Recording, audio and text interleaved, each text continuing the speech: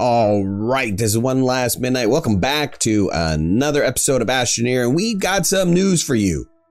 Well, System Error put out some news for you. So they put out patch 1.0.13. I don't know why you put the 13 on the end of it. I think you guys just jinx yourself. But let's see what the patch notes are all about.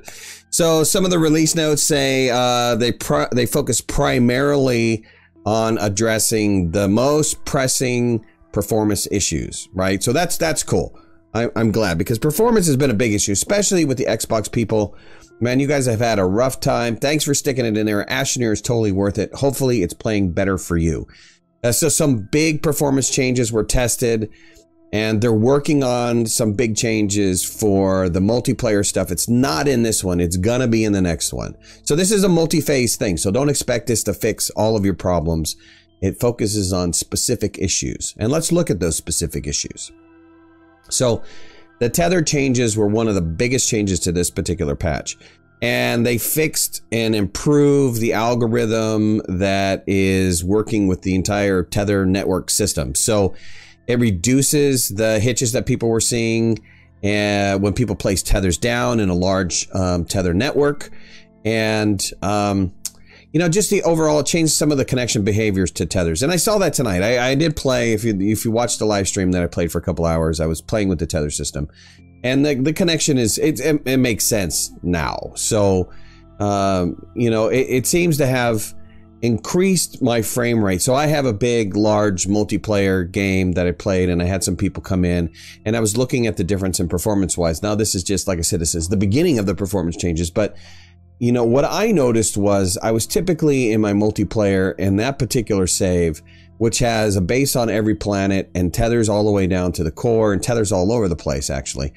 I was roughly getting about 8 to 10 frames a second. What I noticed is that I doubled that. So I had some players jump in.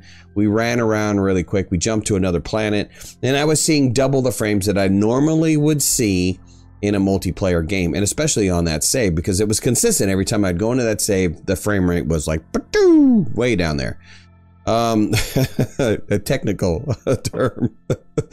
Let's see here. It also, with the tethers, let's see, vehicles, base platform, characters should behave the same as before. You shouldn't see any difference on how they're connecting to tethers.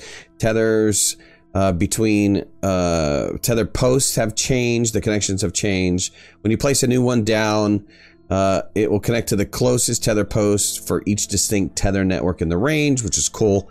Tether networks are no longer self-healing, right? So when you pick up a tether post and you try to get it connecting back up to the other tethers, you might have to do some work to get it working again. But hey, that's all right. Tethers have changed for a good reason, because it was kind of, you know, not very performant. Let's look at some other performance improvements. So they wound up fixing a couple overall performance improvements in this patch, like making debris despawn when you leave the area. It makes a whole lot of sense, right?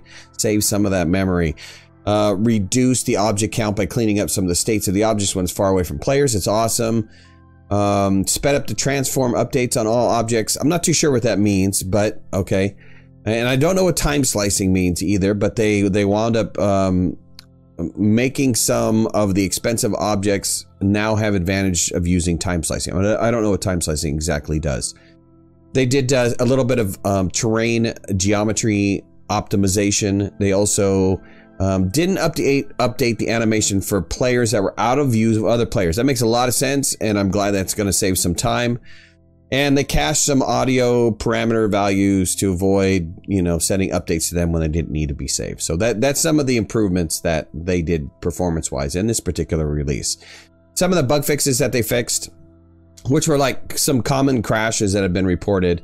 They fixed a bug that was introduced in the last update when digging up a hazard with research samples attached would cause the research to pop in the air and become stuck. They finally fixed the achievement journey to the center of the thing, and we verified that tonight on the live stream that we had one of the players that was the last achievement that they needed to unlock, and they were able to unlock it. Fixed a bug which caused objects to become unusable for client players when unpacking and repacking outside of the host field of vision, and fixed a bug moving the wrecked rover seat means players are unable to interact with the debris after the save. Okay, that's cool. So we got some bug fixes in there, but mainly performance fixes, which hopefully you're going to see some good performance in your games. I did on mine, single player and multiplayer. I was happy with it. It's not extraordinary, you know, it's not magic, right? And everything doesn't come up to like 100 frames a second, but it is an improvement. It is absolutely an improvement.